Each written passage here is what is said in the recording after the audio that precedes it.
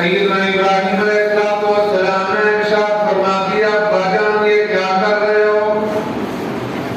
جن کے سامنے تم سجدہ کر رہے ہو، جنہیں تم اپنا حاجت روا بنائے بیٹھے ہو، جنہیں تم اپنا مشکل کشا سمجھ رہے ہو، میں تو خود دیکھ رہا ہوں کہ یہ اپنے بننے میں بھی خود مختار میں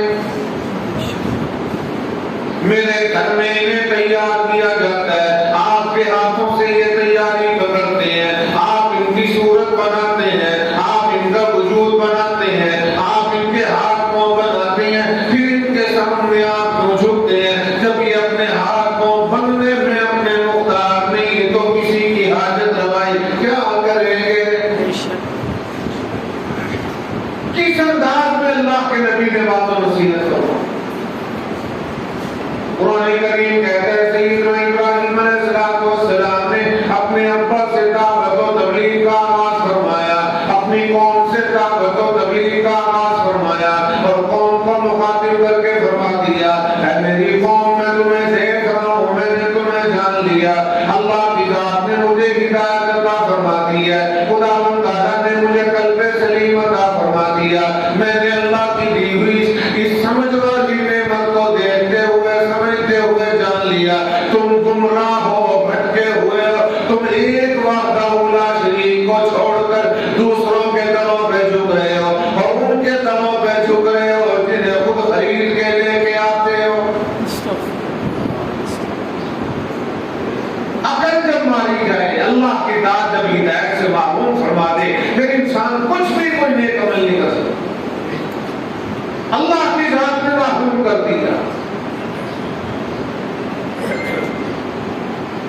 بتوں کو خرید بھی خود رہے ہیں، اپنی مرضی سے ریٹ لگا رہے ہیں، خریداری کر رہے ہیں، دکان پہ کھڑے ہوئے کہتے ہیں یہ خدا دے دو، وہ کہتا ہے اتنے میں دوں گا، کہتا نہیں یہ نہیں تو یہ دے دو، یہ نہیں تو یہ دے دو، جو مجھے بارے آئے گا میں وہ دوں گا۔ حضرت ابراہیم علیہ السلام فرما رہے ہیں کہ جو بکنے میں تمہارا محتاج ہے، جو خریداری میں تمہارا محتاج ہے، جو چلنے میں تمہارا محتاج ہے، تم اٹھا کے لے کے آتے ہو اپنے گھروں میں سجا کے پھر انہی کے سامنے سجدہ کرتے ہو، تمہاری عقل کو کیا ہوتی ہے؟ سیدنا ابراہیم علیہ السلام نے جس انداز میں بات کو سمجھایا ہے، اور آپ کہتے ہوں گے کہ قوم بڑی جاہل تھی، بڑے بدبخت تھے کہ اتنا کچھ دیکھ لینے کے بعد بھی نہیں ماننا، لیکن گریبان میں اگر جھانک کے دیکھو گے تو ہم تم بھی کوئی اس سے کم نہیں ہے۔ جو کام تیرا میرا ہے ہم بھی اگر اپنے آپ کو دیکھ لیں کہ تیرا میرا ایمان کتنا مضبوط ہے پتہ چل جائے گا مجھے۔ ہم کہہ رہے تو سارے ہی ہیں کہ ہم توحید پرست ہیں، ہم ایک اللہ کے ماننے والے ہیں، لیکن بات مانتا کون ہے؟ اللہ کو مانتے ہیں، اللہ کی نہیں مانتے۔ اللہ نے جو حکم دیا اس کے قریب نہیں جاتے کہ ایسا بات نہ کرو۔ سیدنا ابراہیم علیہ السلام نے اپنی قوم کو خطاب فرمایا، ابا کو خطاب کیا، باپ نے غصے میں آ کے گھر سے نکال دیا، میرے گھر سے نکل جاؤ۔ قوم والوں نے تانے دینا شروع کر دیے، اگر تیرے گھر میں پیدا ہونے والا یہ کیوں کہتا ہے کہ یہ خدا نہیں ہے؟ قوم نے آزر کو پریشان کیا، اسے اس بات نے اکسایا کہ اسے گھر سے نکالا۔ اللہ کا نبی گھر سے نکلا، نبی کا جرم دیکھو، نبی کا قصور دیکھو، نبی نے کیا خطا کی ہے جس کی وجہ سے گھر سے نکالا گیا۔ سیدنا ابراہیم علیہ السلام نے اپنے والد کو کہہ دیا کہ گھر سے نکلنا گوارا ہے لیکن بات چھپانا گوارا نہیں۔ اللہ نے مجھے ہدایت دی ہے، میں اس ہدایت کی ہی تعلیم کروں گا۔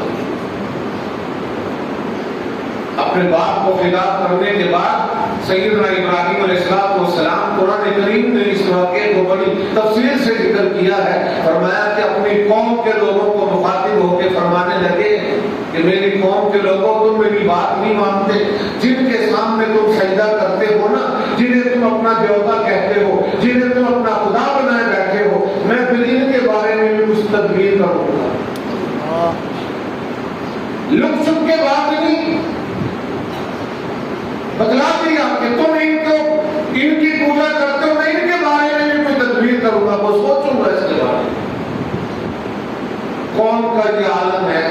کہ صبح کا خدا اور ہے، دوپہر کا اور ہے، شام کا خدا اور ہے، رات کا خدا اور ہے۔ کبھی آسمان کے ستاروں کو خدا مانے بیٹھے ہیں، کبھی وہ چاند اور سورج کو خدا مانے بیٹھے ہیں، کبھی وہ پانی اور جنت کو خدا مانے بیٹھے ہیں۔ قوم بھٹکی ہوئی ہے، طرح طرح کے خدا بنائے ہوئے ہیں۔ سیدنا ابراہیم علیہ السلام نے قوم کو خطاب کر کے فرما دیا، میں پھر ان سے بھی نمٹوں گا، دیکھوں گا یہ میرا بگاڑتے کیا ہے۔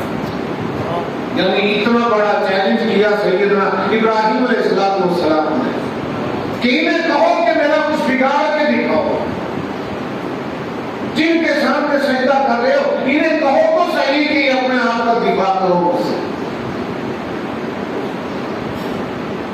کچھ دن گزرنے کے بعد قوم کا ایک میلہ آ گیا، میلہ ہے، شہر سے باہر جاتے ہیں، میلے پہ جا کر کے خوشیاں مناتے ہیں، شراب کباب کا دور چلتا ہے، طرح طرح کے وہاں پہ لغویات ہوتی ہیں، ساری قوم جمع ہو کر کے جا رہی ہے۔ اور قوم کے کچھ لوگ سیدنا ابراہیم علیہ السلام کے پاس بھی آئے، ابراہیم آپ بھی چلو، نبی گناہوں سے معصوم ہوتا ہے، نبی گناہوں سے معصوم ہوتا ہے، اللہ نبی کو گناہوں سے معصوم پیدا فرماتے ہیں، نبی سے گناہ سرزد ہوتا ہی نہیں، ایسا کام جو گناہ کا ہو نبی وہاں کس لیے جائے۔ سیدنا ابراہیم علیہ السلام نے جواب دے کے کہہ دیا کہ میں تمہارے ساتھ نہیں جاتا، تم جاؤ اور دیکھنا میں تمہارے ان خداؤں کا بھی تدبیر کروں گا۔ ساری قوم چلی گئی میلے، سب جا رہے ہیں ٹھیلے میں، خوب شراب کباب کے دور چل رہے ہیں۔ ادھر قرآن کریم کہتا ہے کہ سیدنا ابراہیم علیہ السلام اٹھے اور اٹھ کر کے کلاڑا لیا اور کلاڑا لے کر کے ان کے اس بت خانے میں چلے گئے جہاں پر انہوں نے خدا بنا کے رکھے ہوئے تھے، نعوذ باللہ، جن کے سامنے طرح طرح کی نظر و نیاز رکھی ہوئی تھی، وہ چیزیں وہاں پر پڑی تھی جو آج تک آپ کو اور ہمیں کھانے کو نہیں ملی۔ کئیوں کے منہ میں اب بھی پانی آ رہا ہوگا، یار اس دور میں ہو کے ہم بھی چلو جا کے چکر تو لگائی نہیں، بہت کچھ کھانے کو ملتا تھا۔ سیدنا ابراہیم علیہ السلام اٹھے، اللہ اکبر، اللہ کا نبی ہے، سبحان اللہ، پیغمبر ہے اللہ تعالیٰ، اٹھا تبر لے کر، کلاڑا لیا ہوا ہے، اور اس بت خانے میں جا کر کے ایک ایک کی خدمت کی، کسی کی ناک کاٹی، کسی کے کان کاٹا، کسی کی زبان کاٹی، کسی کا سر پھاڑ دیا، سب کو منڈے میں گرا دیا، اور سب کو گرانے کے بعد وہ کلاڑا، وہ تبر جو حضرت ابراہیم علیہ السلام کے ہاتھ میں تھا، وہ آپ نے جو ان سب کا بڑا گرو بنٹال تھا اس کے کندھے پہ رکھ دیا۔ اب قوم جب واپس آئی اور آ کر کے دیکھا تو دیکھ کے بڑے پریشان ہوئے، لیکن اللہ کی ذات کا فیصلہ ہے، رب اپنے فیصلے میں خود حکمت رکھتا ہے، کہہ دو سبحان اللہ، اللہ کے فیصلے میں حکمت ہوتی ہے۔ ابراہیم علیہ السلام سے یہ کام اللہ پاک نے کیوں کروایا؟ کیونکہ پیغمبر تو اللہ کے حکم کے بغیر کوئی کام نہیں کرتا، ایسا کام اللہ پاک نے کیوں کروایا؟ سیدنا ابراہیم علیہ السلام نے جب یہ سارے ناخداؤں کو زمین پہ پھینک دیا، گرا دیا، قوم نے آ کر کے دیکھا، قوم دیکھ کے سیخ پا ہو گئی، آگ ببولا ہو گئے کہ یہ کیا ہوا، یہ کیا ہوا؟ سارے کہنے لگے کوئی کرے نہ کرے کہ ابراہیم کا ہی کام ہے، یہ ابراہیم کا ہی کام ہے۔ جب ساروں نے بادشاہ کے سامنے بات رکھی کہ ہمیں تو ابراہیم کے بارے میں شک گزرتا ہے، سیدنا ابراہیم علیہ السلام کے بارے میں سارے تیار ہوئے تھے، اب ابراہیم کو مارو، سزا دو، ایسی سزا دو کہ جو کسی کو نہ ملی ہو، اور ایسی سزا ہو کہ جو پوری انسانیت کے لیے باعث عبرت بنے۔ سیدنا ابراہیم علیہ السلام پر الزام لگ گیا، ابراہیم نے یہ ہمارے معبودوں کو توڑا ہے۔ سارے راہبوں نے، مجوسیوں نے، سب نے مشورہ دے کر کے کہا کہ بلاؤ ابراہیم کو، اور اللہ پاک یہی بھی دکھانا چاہتے تھے، اے ابراہیم آج میں وہ کام لوں گا جس کے لیے میں نے آپ کو پیدا کیا، سبحان اللہ، آج آپ سے وہ کام لیا جائے گا۔ سیدنا ابراہیم علیہ السلام تشریف لے آئے، ساری قوم جمع ہے، بادشاہ موجود ہے، وزراء موجود ہے، امیر موجود ہے، غریب موجود ہے، عوام و خاص موجود ہے۔ سیدنا ابراہیم علیہ السلام سے سوال ہو گیا، اے ابراہیم یہ بتلاؤ کیا یہ تم نے کیا ہے؟ سوال ہے نا، کیا یہ ہمارے دیوتاؤں کے ساتھ تم نے زیادتی کی ہے؟ سیدنا ابراہیم علیہ السلام اللہ کے اولو العزم پیغمبر ہیں، یوں نہیں فرمایا کہ میں نے نہیں کیا، میں نے اس معاملے میں کوئی عمل نہیں کیا، مجھے کوئی خبر نہیں، کیونکہ پیغمبر جھوٹ سے پاک ہے، پیغمبر خطاؤں سے پاک ہے، پیغمبر ایسی بات کیوں کہے جس سے پیغمبری پہ حرف آئے۔ سیدنا ابراہیم علیہ السلام نے قوم کو مخاطب کر لیا اور ساری بادشاہ کو مخاطب کر لیا، اور یہ ایسا مجمع بن گیا۔ اگر ابراہیم علیہ السلام بات کرنے کے لیے کوئی جلسہ منعقد کرتے، اتنے لوگ نہ آتے، اتنے وزیر و مشیر جمع نہ ہوتے، اتنی فورس جمع نہ ہوتی، وقت کا بادشاہ نہ آتا، مولوی کا جلسہ ہے، نبی کا جلسہ ہے، کیا ضرورت ہے جانے کی؟ آج ساری قوم کو جمع کیا سیدنا ابراہیم علیہ السلام کے لیے رب الجلال، اے میرے ابراہیم آج تیری بات کا پیغام ساری دنیا تک پہنچاؤں۔ سیدنا ابراہیم علیہ السلام تشریف لائے، کہہ دو سبحان اللہ۔ ساری قوم کی طرف دیکھا اور دیکھ لینے کے بعد ابراہیم علیہ السلام کے چہرے مبارک پہ مسکراہٹ آئی، سبحان اللہ، ایک خوشی کی لہر دوڑی، اور پوچھ لیا کہ یہ بتلاؤ تم نے مجھے کیوں بلایا ہے؟ تم نے مجھے کیوں بلایا ہے؟ قوم نے سر جھکاتے ہوئے، کیونکہ جانتے تو تھے نا کہ اب یہ تو بولنے کے نہیں جن کی ناک کٹی ہے، یہ تو بولنے کے نہیں جن کا سر پھٹا ہے، یہ تو بولنے کے نہیں جن کی انہوں نے ایسی تیسی پھیر دی ہے، یہ تو بولنے کے نہیں ہم ہی بول پڑے۔ کس قدر شرم انگیز واقعہ تھا کہ ساری قوم شرم کی وجہ سے سر جھکائے ہوئے کہتی ہے، اے ابراہیم ہم نے تو آپ کو اس لیے بلایا ہے، کیا آپ نے ان کے ساتھ یہ کیا؟ سیدنا ابراہیم علیہ السلام نے جواب دیتے ہوئے فرمایا، مجھ سے کیوں پوچھتے ہو؟ یہ جو گرو گھنٹال بیٹھا ہے نا، جس کے کندھے پہ یہ تبر رکھا ہوا ہے، اس سے کیوں نہیں پوچھتے؟ وہ بڑا ہے ان سب کا، اس سے پوچھو کہ یہ کس نے کیا۔ ابراہیم علیہ السلام کا جواب سنو، فرمایا اس سے پوچھو۔ شرم کی وجہ سے سر جھکائے ہوئے ساری قوم کہہ رہی ہے، ابراہیم یہ تو بولتا نہیں سمجھے آپ؟ جیسے آپ نہیں بولتے نا، بھٹوڑے بیٹھے ہو، اسی طرح وہ بھی یوں کر رہا ہوگا سر جھکا کے، کہتا ہے ابراہیم یہ تو بولتا نہیں۔ سیدنا ابراہیم علیہ السلام نے فرمایا کہ یہی تو میں نے تم سے کہلوانا تھا، سبحان اللہ، تمہاری زبان سے اقرار کروانا تھا کہ یہ بولتا نہیں، جو بولتا نہیں وہ حاجت روا کیسا، سبحان اللہ، جو بولتا نہیں وہ مشکل کشا کیسا، جو بولتا اور دیکھتا نہیں وہ سمیع و بصیر کیسا، جس کی اپنی آنکھیں نہیں گنائی نہیں وہ کسی کا فائدہ کیا کر سکتا ہے۔ قوم کہنے لگی ابراہیم بات تو تیری معقول ہے، نہیں سمجھے؟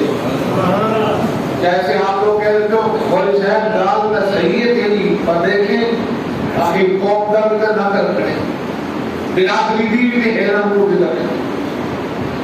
ابراہیم علیہ السلام کو ساری قوم کہہ رہی ہے، ابراہیم بات تو صحیح ہے لیکن ہم مجبور ہیں کہ ہمارے بڑے جو یہ کچھ کرتے رہے، ہمیں بڑوں نے شراف پہ لگایا، فرمایا لوگوں میں بڑوں کا قائل نہیں، میں تو رب رحمان کا پیغمبر ہوں، اللہ نے مجھے پیغمبری عطا فرمائی ہے، اللہ نے میرے سر پہ تاج نبوت رکھا ہے، میں تو اسی کا پیغام دیتا ہوں، وہ ذات ہے سب کی حاجت روا، اس کے سوا کوئی مشکل بے نہیں تھا۔ شک بے شک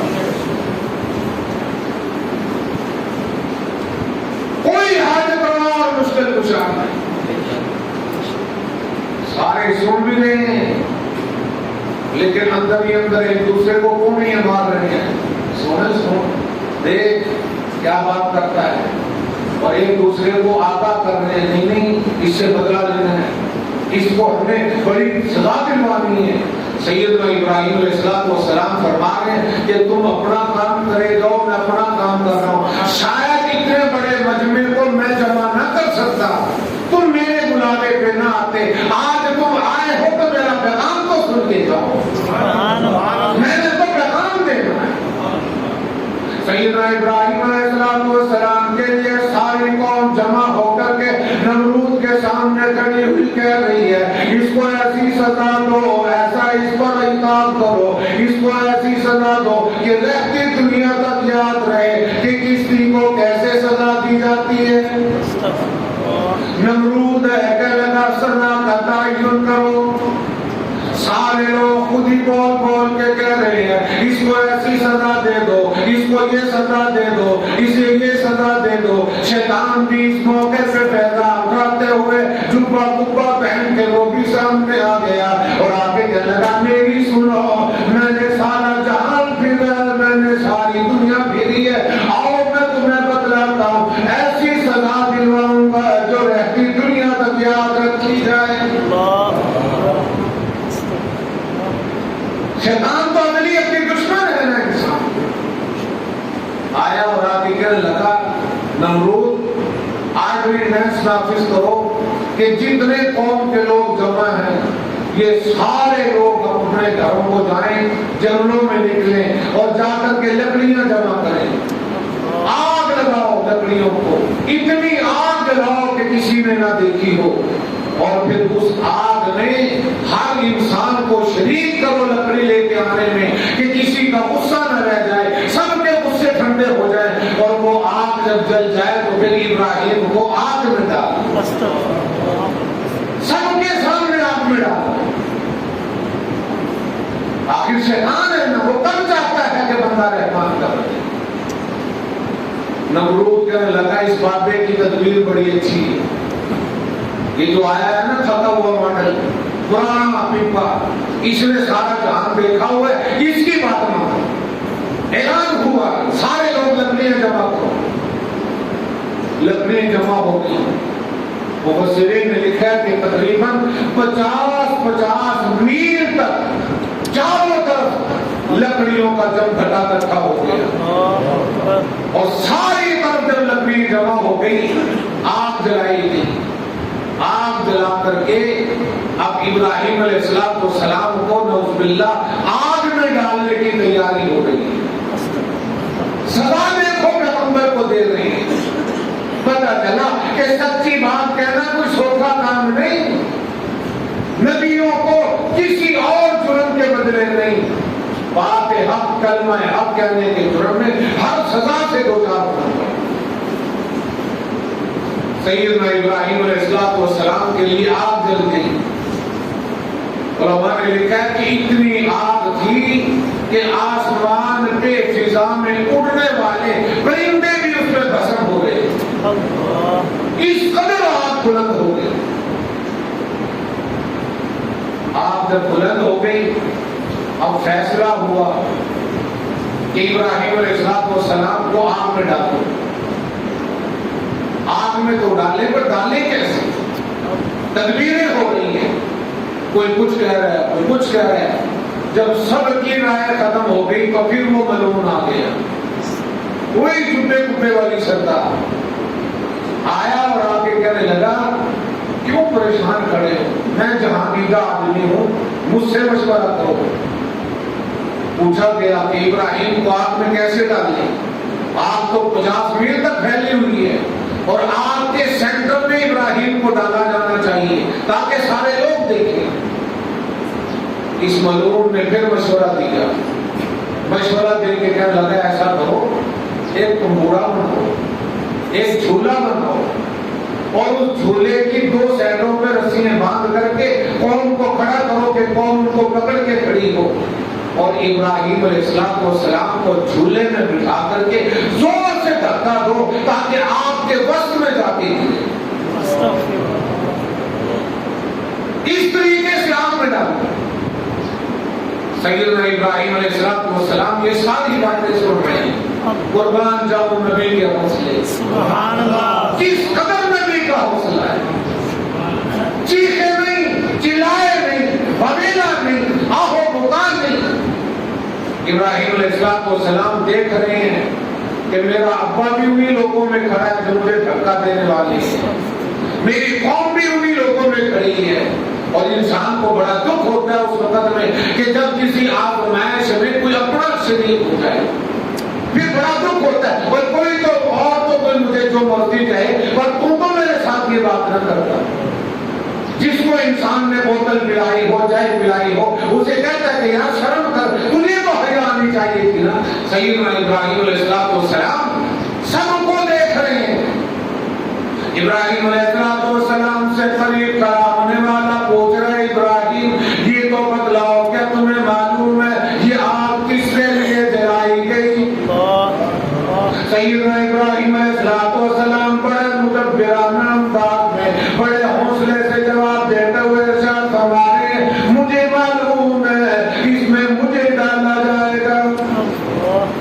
سیدنا ابراہیم علیہ السلام کے سامنے ابا کھڑا ہے، قوم کھڑی ہے، ساری قوم دھکا دینے والوں میں شریک ہوئی کھڑی ہے۔ سیدنا ابراہیم علیہ السلام چاروں طرف نظر اٹھا کے دیکھ رہے ہیں۔ آخر اللہ کی بارگاہ سے اجازت مل گئی، جبرائیل امین آ گئے اور آگے عرض کرتے ہیں، اے ابراہیم علیہ السلام مجھے اگر آپ اجازت دے دو میں ابھی اس آگ میں پر مار دوں گا، اسے ساری دنیا میں بکھیر دوں گا، ساری روئے زمین پہ اسے اڑا دوں گا۔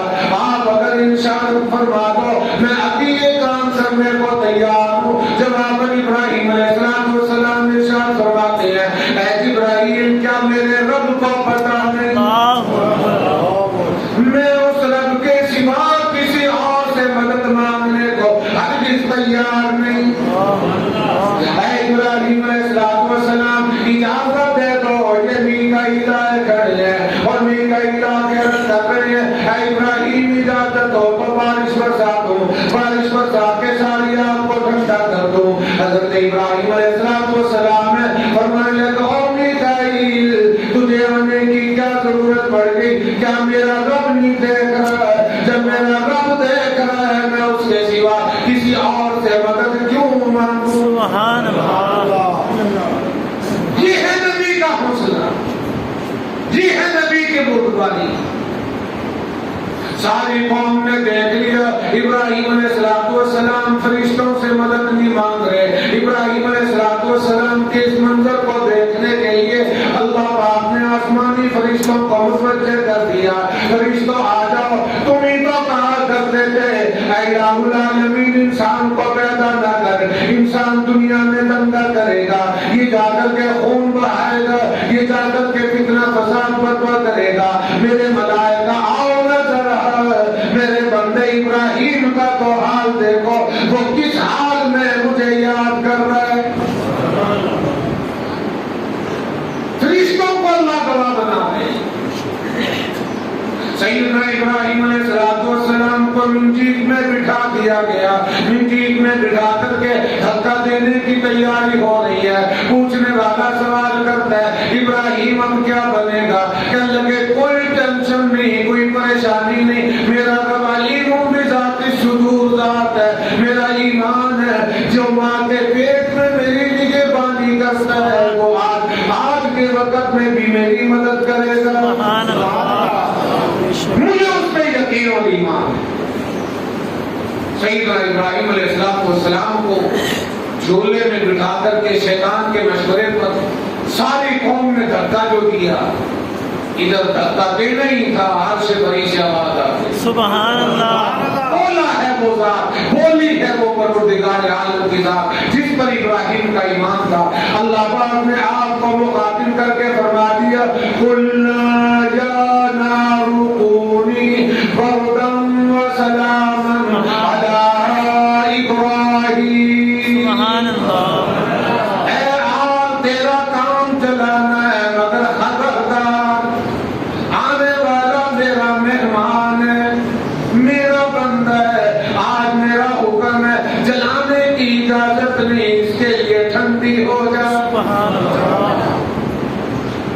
قرآن کریم نے اس آپ کا ذکر بھی محفوظ کر لیا جس نے اللہ کا حکم مانا ہے. آج میں اور آپ انسان ہو کر کے رب کا نہیں مانتے تو کون ہمارا تمہارا ذکر کرے گا؟ سیدنا ابراہیم علیہ السلام پہ اللہ کی ذات نے آگ کو گلزار فرما دیا, آگ کو حکم دیا, آگ خبردار نہ اتنی ٹھنڈی ہو کہ میرے ابراہیم کو ٹھنڈ محسوس ہو, بلکہ اس کے لیے گلزار بن جا, راحت کا سامان بن جا.